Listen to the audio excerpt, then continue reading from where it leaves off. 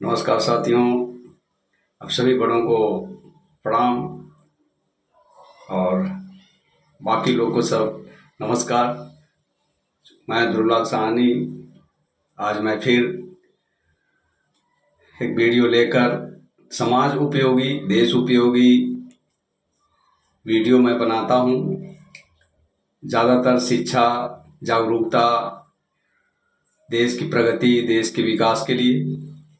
तो मैं चाहूँगा कि इस पे आप लोग इस वीडियो को समय दें और बच्चों के लिए हो तो उसको बच्चों को भी दिखाएं सुनाएं और आप भी सुनें समझें और उसमें जो भी त्रुटियां हों जो भी कमी हो उस पर जो है हमारे मोबाइल नंबर 8369197098 पर कॉल करके कृपया अपने सुझाव को हमें प्रेषित करें, हमें बताएं ताकि वीडियो में सुधार लाने के लिए मैं कुछ कर सकूं। तो आज साथियों, चूँकि पढ़ना एजुकेशन क्वालिफिकेशन डिग्री को लेकर के समाज में चाहे जो भी समाज हो देश है लगभग जो भी गरीब जनता है अपने बच्चों को पढ़ा रही है लिखा रही है और अच्छे स्कूलों में अच्छे बोर्ड से अच्छे सिलेबस से पढ़ा रही है लिखा रही है। लेकिन हम साथियों यहाँ एक शेयर करना ये चाहेंगे कि जैसे एक शेयर आपको सुना देना चाहता हूँ। लहरों से डरकर नौका पार नहीं होती, लहरों से डरकर नौका पार नहीं होती, कोशिश करने वालों की कभी हार नहीं होती। तो साथियों, जो कोशिश करते हैं मेहनत करते हैं उनकी हार कभी होती नहीं है और हम सभी को कोशिश करते रहना चाहिए अपने अपने फील्ड में। कहा किसी ने तेरे हाथों में धन दौलत की रेखा है, कहा किसी ने तेरे हाथों धन दौलत की रेखा है, छप्पर फाड़ कर धन बरसेगा, इस धोखे में मत रहना। तो साथियों, कहीं से ऐसा चमत्कार हो जाएगा या कहीं से आप बहुत सारे लोग जो है अपने कहीं न कहीं चीज़ों में बहके रहते हैं कि मैं ये हो जाएगा तो वो कर लूँगा, ये हो जाए तो वो कर लूँगा। तो मैं यहाँ ये वीडियो इसलिए लाया हूँ, एजुकेशन से क्षेत्र से रिलेटेड है। एजुकेशन में जो है जैसे सभी जो भी समाज के बच्चे पढ़ते हैं, चाहे वो देश का कोई भी गरीब तबके का मीडियम फैमिली का बच्चा है और पढ़ाई कर रहा है या उनके माँ बाप जो है पढ़ाई करा रहे हैं, तो वह जो है स्किल्ड पढ़ाई कराइए। स्किल्ड मतलब कुशल पढ़ाई, मतलब टेक्निकल पढ़ाई। अब जैसे हम देखते हैं कि जैसे गांव के लोग गांव के बच्चे हैं, हमारा देश चूँकि गांव का देश है किसानों का देश है, तो गांव के बच्चे गांव के पेरेंट्स जो हैं अक्सर जो है इंग्लिश मीडियम में आजकल बहुत ट्रेंड चला है कि इंग्लिश मीडियम में पढ़ाओ और बहुत सारे पेरेंट्स जो हैं अपने बच्चों को अच्छे अच्छे स्कूलों में भी पढ़ा रहे हैं। तो मैं उन्हें बहुत धन्यवाद करना चाहता हूं कि आप अपने बच्चों को अच्छे अच्छे स्कूलों अच्छे अच्छे बोर्डों में पढ़ाइए। यहाँ पढ़ाई की बात आती है तो बहुत सारे गांव के बच्चे जो है ग्रेजुएट, अक्सर ज़्यादातर लोग जो है लगभग समझिए कि 90% लोग जो है बीए हुए करके जो है ग्रेजुएट हो जा रहे हैं और वो नौकरी ढूंढ रहे हैं। तो नौकरी उनको मिलता नहीं, फिर बाद में बहुत सारे लोग उनको बोलते हैं इतना पढ़ करके क्या किया, इतना ग्रेजुएशन किया, इतना ये पढ़ लिया वो पढ़ लिया, नौकरी नहीं मिलती है। तो बहुत सारे ताने मिलते हैं, बहुत सारे लोग कोसते हैं। तो बच्चा कहीं ना कहीं जो है वो स्टूडेंट जो है नर्वस हो जाता है, निराश हो जाता है, ठीक है, उसकी आशाएं खत्म होने लगती हैं। फिर वो कहीं ना कहीं कुछ न कुछ प्रदेशों में जा कर के छोटे छोटे काम को ढूंढने लगता है। तो मजदूरी करता है, पेंट पॉलिश करता है, करिया का काम करता है, कारपेंटर का काम करता है, या कहीं वॉचमैनी करता है, या कहीं किसी कंपनी में जो है सामान ढोता है, या तो रिक्शा चलाने लगता है, या पान की दुकान खोल लेता है, ठीक है, या तो कोई भी छोटी मोटी दुकान पर काम करने लगता है, भजिया पाव बेचने लगता है, वड़ा पाव बेचने लगता है और टिकिया बेचने लगता है। तो ये सब परिस्थितियाँ इसलिए आती हैं क्योंकि बच्चे जो है पढ़ाई जब करते हैं तो बहुत लापरवाही करते हैं। अगर देखा जाए तो ये तैयारी जो है अच्छे अच्छे जो एजुकेटेड हाई क्वालिफाइड और अच्छे अच्छे पोस्ट पर हैं और अच्छे अच्छे बिजनेस में हैं, वो लोग जो है बच्चों को पहले से ही ये उनको सिखाते हैं, मतलब कुशल बनाते हैं, स्किल्ड बनाते हैं। तो जब आप छठवीं में जाते हैं, पाँचवीं में जाते हैं, चौथी पाँचवीं तक तो ठीक है, बचपन आ जाता है, लेकिन छठवीं के बाद आपको सतर्क हो जाना पड़ेगा, पेरेंट्स को भी और बच्चों को भी। क्योंकि छठवीं के बाद से ही तैयारी अगर करे तो बच्चा कहीं ना कहीं वो सफल हो सकता है। मैंने अक्सर देखा है कि बच्चे जो है 8वीं 9वीं 9वीं 10वीं जो पढ़ रहे हैं, 11वीं 12वीं जो बच्चे पढ़ रहे हैं, वह बच्चे जो है बहुत सारी टेक्निकल चीज़ें नहीं जानते हैं। जैसे कोई मैथ्स का फार्मूला हुआ या फिजिक्स का फार्मूला हुआ तो उसके बारे में उनको कुछ जानकारी नहीं है, मतलब रट्टा एजुकेशन ले रहे हैं, रट्टा पढ़ाई कर रहे हैं। भले उनके परसेंटेज जो है 70-80% हो जाते हैं, लेकिन वो रट्टा पढ़ाई रहता है, टेक्निकल चीज़ नहीं रहती। वो आज हमें महसूस हो रहा है, क्योंकि आज जब हम टेक्निकल हो गए हैं, टेक्निकल जानने लगे हैं, तब हमें पता चला कि 10वीं में पास होने के बाद, 11वीं 12वीं पास होने के बाद पॉलिटेक्निक में हम सेलेक्ट क्यों नहीं हुए, और किसी भी आरआरबी का एग्ज़ाम दिया, रेलवे का दिया, बैंक का दिया, और बहुत सारे एग्ज़ाम हमने दिए, तो उसमें हम सक्सेस क्यों नहीं हुए? क्योंकि हम टेक्निकल नहीं गए। क्योंकि कंपटीशन में जो पूछा जाता है वह सवाल हम पढ़े ही नहीं, हम सिलेबस पर रट्टा मारते रहे, सिलेबस में आधा रट्टा मारा, आधा भूल गए, आधा ये हुआ, लेकिन जो चीज़ें पढ़नी चाहिए थी, टेक्निकल चीज़ें पढ़नी चाहिए थी, वो हमें पढ़ने को ही नहीं मिला। जैसे मैथ्स में ले लीजिए, कोई भी फार्मूला हो तो उसका ये वर्गीकरण करना हो, एक फार्मूले से 4 फार्मूला बनाना हो, या एक फार्मूले से 2 फार्मूले को कन्वर्ट करना हो, ठीक है, तो ये सब चीज़ें हमको समझ में नहीं आया उस समय। अब हम जब पढ़ाते हैं, पढ़ते हैं, पढ़े हैं, जान रहे हैं, तो लग रहा है कि कहाँ हमारी कमी हो गई।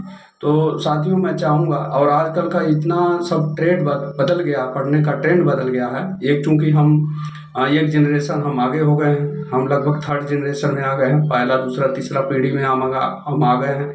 तो हमें जो अनुभव जो हुआ है, तो मैं उस आधार पे आप लोग को बोल रहा हूँ, पेरेंट्स को और सभी बच्चों को मैं बोल रहा हूँ खासकर, कि वो टेक्निकल पढ़ाई पर ध्यान दें। मतलब टेक्निकल मतलब जैसे कोई भी चीज़ पढ़ रहे हैं तो उसको समझ के पढ़िए।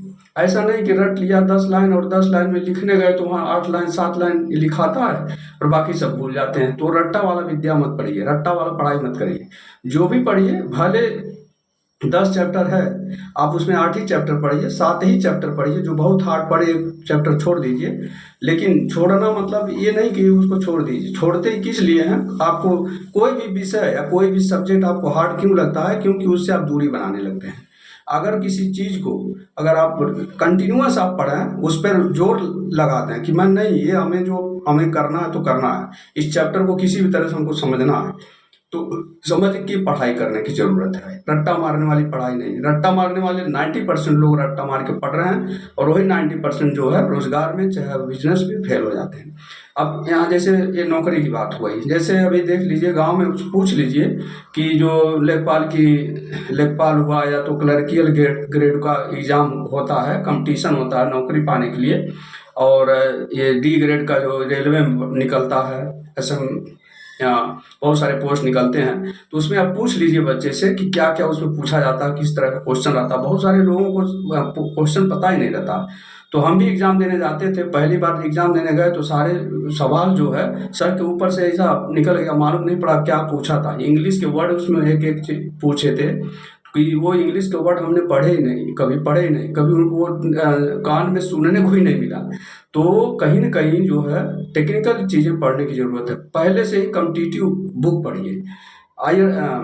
NCERT की बुक आती हैं 9वीं 10वीं 7वीं 8वीं 9वीं 10वीं 11वीं 12वीं, तब NCERT की बुक पढ़िए। आप कंपटीशन की तैयारी पहले से ही शुरू कर दीजिए, जीके का, मैथ्स का, इंग्लिश का वोकैबुलरी पढ़िए। तो ऐसे टेक्निकल चीज़ें पढ़ने की ज़रूरत है। रट्टा मार के अगर पढ़ेंगे तो आप सक्सेस नहीं हो पाएंगे। इसी तरह से बिजनेस में आप किसी चीज़ में जाते हैं, जैसे आप समझिए कि कोई भी इलेक्ट्रिसिटी वाले में जाते हैं, तो वायर जोड़ रहे हैं, सीख रहे हैं, एसी बनाना, फ्रिज बनाना, ये मशीन बनाना, मैकेनिक में जा रहे हैं, मोटर मैकेनिक या बाइक बनाते हैं, ठीक है, तो ऑटोमोबाइल में, तो इस तरह से उसमें एक्सपर्टाइज हुई है।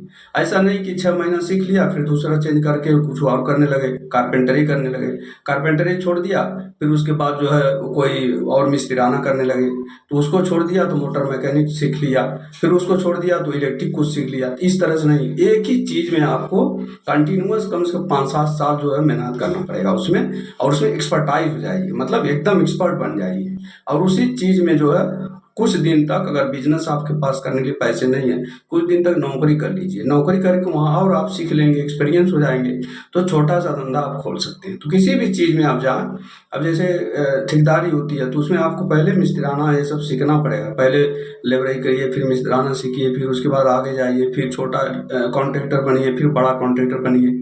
इस तरह से आपको धीरे धीरे धीरे धीरे आपको एक्सपर्ट होना है। तो मतलब स्किल्ड मतलब कुशल पढ़ाई करिए।